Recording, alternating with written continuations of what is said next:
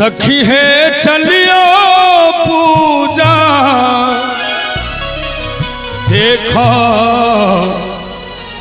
शालीग्राम के सत्यनारायण भगवान के।